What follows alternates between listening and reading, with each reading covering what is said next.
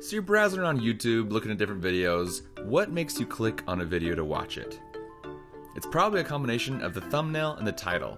And thumbnails are one of the most important aspects of any video's release, other than the video itself. This is because thumbnails, in combination with titles, are often the biggest deciding factor in whether or not a person will click to watch a video. In this video, we're going to learn the principles and the tactics that are going to help you make thumbnails that convert.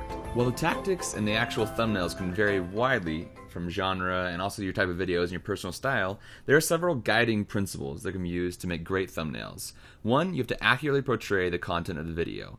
No one likes to get tricked. 2, you have to get your audience excited about watching the video. They need to want to click on it.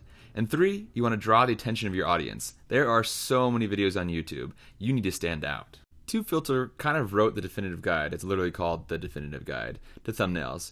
We'll be using a lot of their content. If you want to find that, just Google the definitive guide to making YouTube thumbnails. It's one of the first results on Google. So now that we know the principles to making good thumbnails, what are some of the tactics? Number 1, use close-ups on faces, preferably making eye contact. Humans have evolved to detect eye contact, making thumbnails with eye contact more eye-catching, especially if the whites of the eyes are visible. In addition to this, we largely communicate in part by reading emotional cues on the face, so put a face on your thumbnail video. Number 2, show strong emotions. To take the face step one step further, showing strong emotions is also beneficial. Strong emotions are A, easily identifiable, and B, make the viewer feel that same heightened emotion through empathy. When a viewer becomes emotionally connected to something, they want to feel that emotion themselves. They're more likely to click on your video. The Fine Brothers are a great example of showing strong emotions. Their thumbnails really are only strong emotions, again and again and again. Number 3, use bright backgrounds. Bright backgrounds stand out against the white background of YouTube, and they also help set it apart from other thumbnails that don't maybe have a bright background. Using a bright background can make your thumbnail pop out. Jamie Oliver does this to great effect. Even if it's not a solid color, it's brighter or different than the other backgrounds. Number 4, contrast and outlines. Contrast and outlines allow the subject of the video to stand out against the background itself. They can also give the subject a depth of field, making it stand out even more. Remember, you're doing everything you can to draw their eye. Number 5, use text sparingly. The title of your video should be enough copy, but if you do have to explain something or add some words, it should be 1 to 4 words and should stand out with contrasting colors or an outline. Number 6, use bugs and branding. Bugs, which is a small watermark or logo, and branding are essential for great thumbnails. A good bug or brand helps your thumbnail stand out against the other thumbnails on YouTube because it's a clear signal to the audience that it's one of your videos. Since your audience is easily able to identify the videos as coming from you, they are more likely to click that video.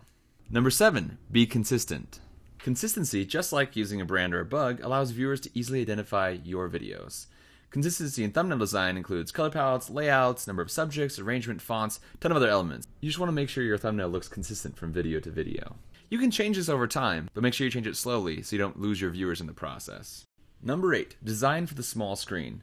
Most of the time when people see your thumbnails, they're going to be very small. On an iPhone or on the YouTube homepage, they're very rarely going to be the large one. So you need to design to make sure that it looks good small. Number 9, complementary colors. Complementary colors are colors that are opposite of each other on the color wheel. They definitely stand out from each other. So if the subject of your video is yellow, try to choose a background that is blue. Number 10, easy to see and understand. Viewers should be able to tell what's going on in the video from just one picture. Number 11, avoid the lower right-hand corner. YouTube often puts icons in this corner, so try to avoid important things in your thumbnail in the lower right-hand corner. Number 12, use yellow whenever possible. The human eye is built to see yellow. That's why school buses are yellow, important signs are yellow, taxi cabs are yellow. So try to slip in yellow into your thumbnails as often as possible. According to the Google support docs, your account has to be verified and in good standing to use custom thumbnails. If you have these 2 requirements, let's make a thumbnail. It's got to be 1280 by 720. So let's pop over to Photoshop and start making that.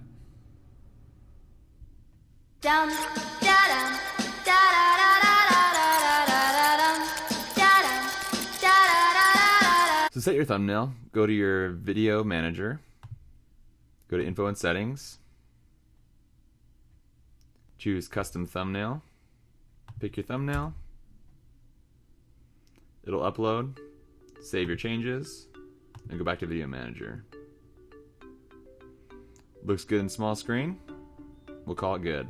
So to recap, the guiding principles are accurately portray the video content, get your audience excited, and draw the attention of your audience.